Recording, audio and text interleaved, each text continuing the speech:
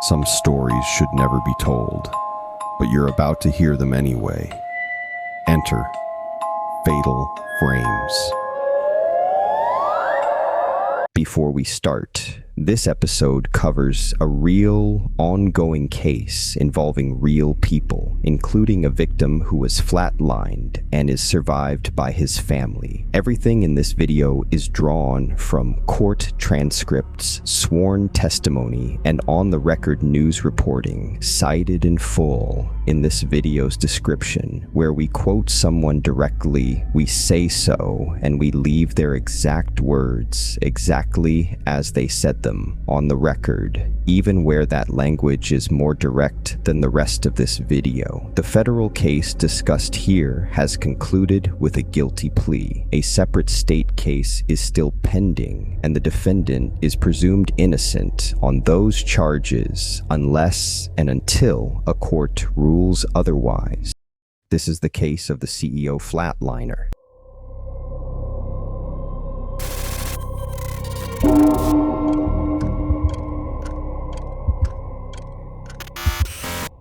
This video does not glorify or endorse violence of any kind. You're behind the counter at a McDonald's in Altoona, Pennsylvania. It's a Monday morning, quiet, the kind of shift where the biggest decision anyone makes is whether to remake the coffee. A regular customer slides into a booth near the back, orders hash browns, opens a laptop. Nothing about him asks for a second look, except your coworker leans in and says 4 words that change the next 10 minutes of your life. Doesn't he look like?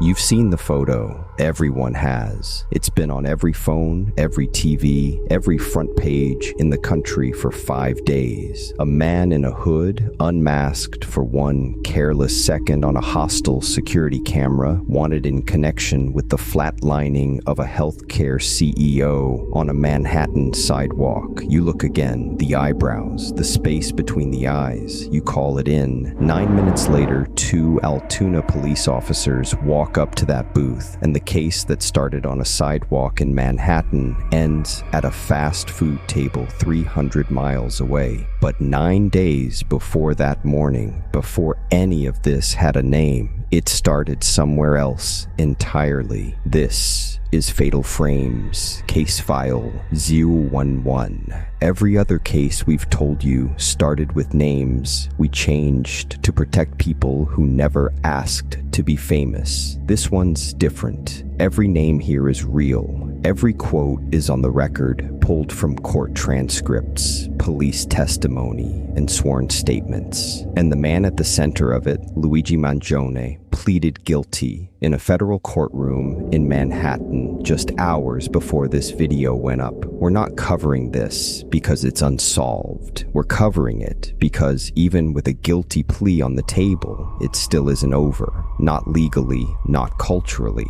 And today's plea answers some of the biggest questions in this case while deliberately leaving others open. December 4th, 2024, just before 6:45 in the morning, Brian Thompson, the CEO of UnitedHealthcare, walked from his hotel toward the New York Hilton Midtown for an investor conference. A man had been waiting on that sidewalk for several minutes, letting other pedestrians pass. When Thompson approached, the man stepped out, raised a pistol, and fired. Police would later call it exactly what it looked like: a targeted, premeditated attack. Thompson was flatlined less than half an hour later. At the scene, investigators recovered 3 shell casings. Someone had written on them by hand. A state prosecutor's own filing would later spell out the words deny, depose, delay, a pointed echo of a phrase critics have used for years to describe how insurance companies handle claims. The shooter fled by bike into Central Park and vanished. For 5 days, New York looked for him using every tool it had, including facial recognition. None of it worked. fact, investigators later admitted the actual break in the case wasn't technology at all. It was a released photo, a sharp-eyed McDonald's customer 300 miles away, and a pair of eyebrows nobody could place until it was too late to matter. When police searched Mangione's backpack, they found a 3D printed pistol with a homemade suppressor, a fake ID under the name Mark Rosario, roughly $7,000 in cash, and a red spiral notebook prosecutors would later call a manifesto. That notebook is not the only document in this case, and mixing the two up is one of the easiest mistakes to make. A separate 3-page letter addressed to the feds was also on him. In it, according to the arrest warrant, he wrote that he wasn't working with anyone, that he was sorry for any strife or trauma, and that the people he was targeting simply had it coming. Here's the part almost nobody covered. Months later, a judge split that backpack search down the middle. The items pulled out on the sidewalk outside the McDonald's before officers had a warrant got thrown out of evidence entirely. The gun, the suppressor, and the notebook survived only because they turned up again later during a formal inventory search back at the police station. Same backpack, same day, 2 different legal outcomes for what came out of it. And in a separate ruling, prosecutors quietly withdrew Mangione's own interrogation statements from evidence, not over anything he said, but because Pennsylvania's wiretap law requires every party to consent to being recorded, and New York's does not. A recording made under the wrong state's rules can make an entire confession disappear from a courtroom. For a while, this case carried the possibility of execution. Attorney General Pam Bondi personally directed prosecutors to pursue it, calling the flatlining a premeditated, cold-blooded assassination. But in January of this year, a federal judge dismissed the top charge itself, ruling that stalking, as a matter of law, doesn't automatically count as a crime of violence, even in a case where a man plainly flatlined. Prosecutors chose not to appeal. That single ruling is the reason today's plea was to 2 counts of stalking rather than something far more severe, and the reason life in prison, not execution, was ever on the table. Not every detail in this case is about guns or legal doctrine. In February of last year, 2 small, heart-shaped notes turned up hidden inside a pair of Argyle socks Mangione had been given to wear for a court appearance. One read, "No, there are thousands of people wishing you luck."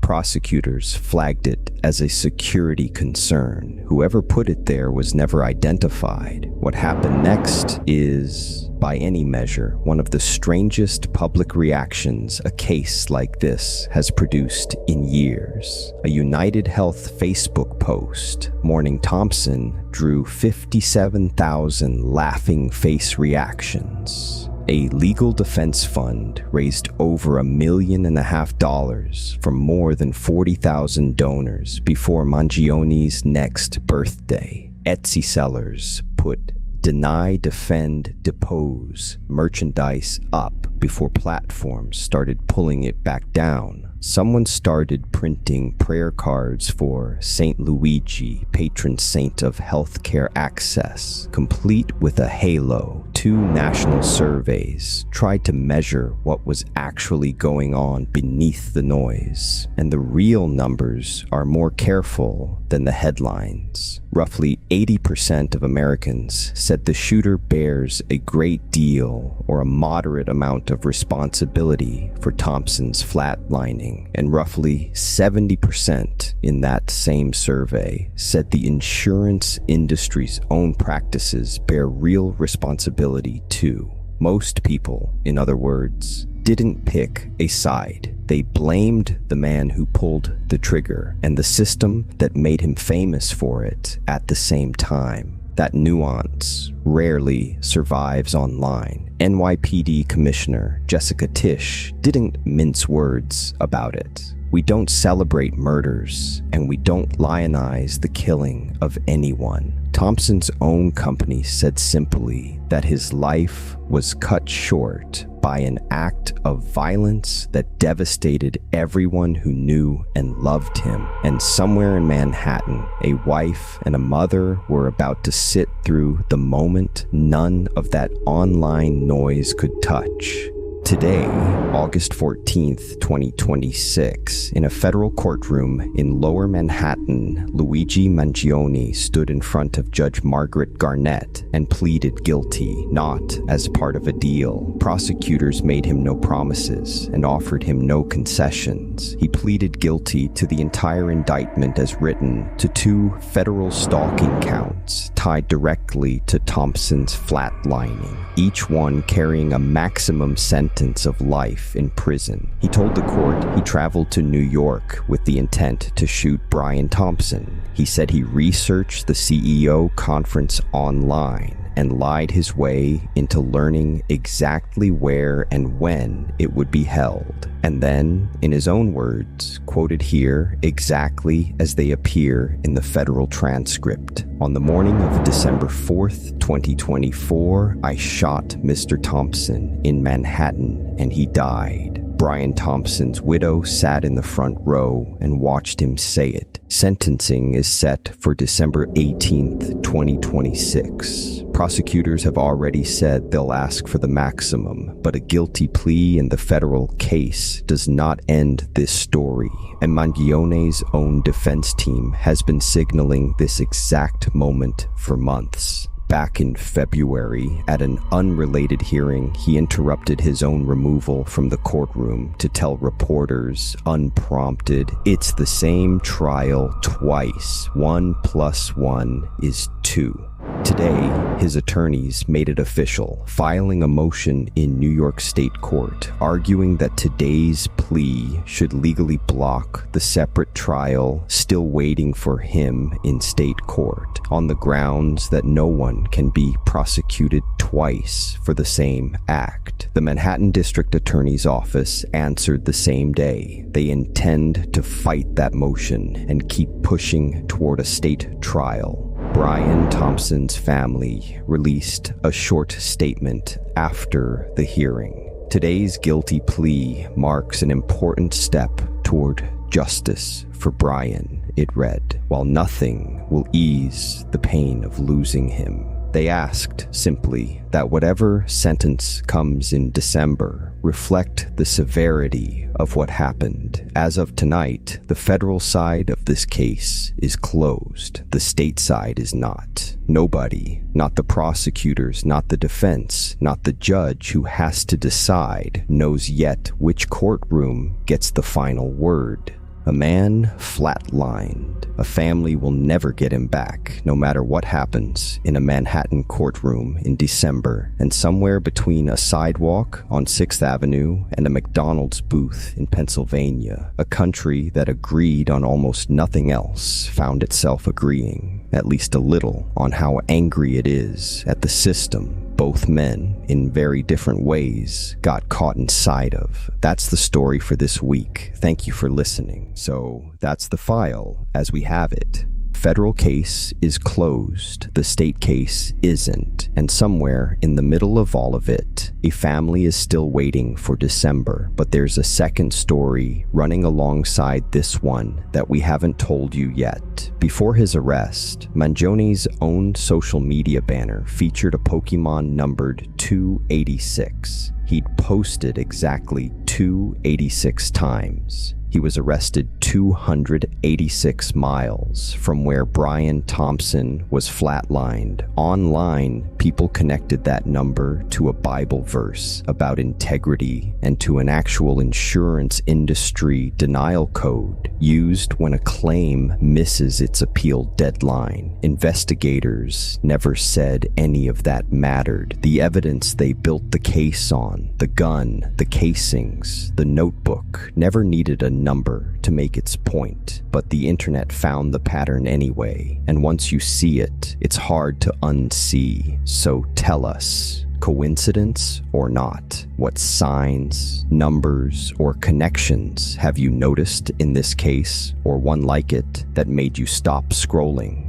Put it in the comments below. We read everyone. Until next time, this is Fatal Frames.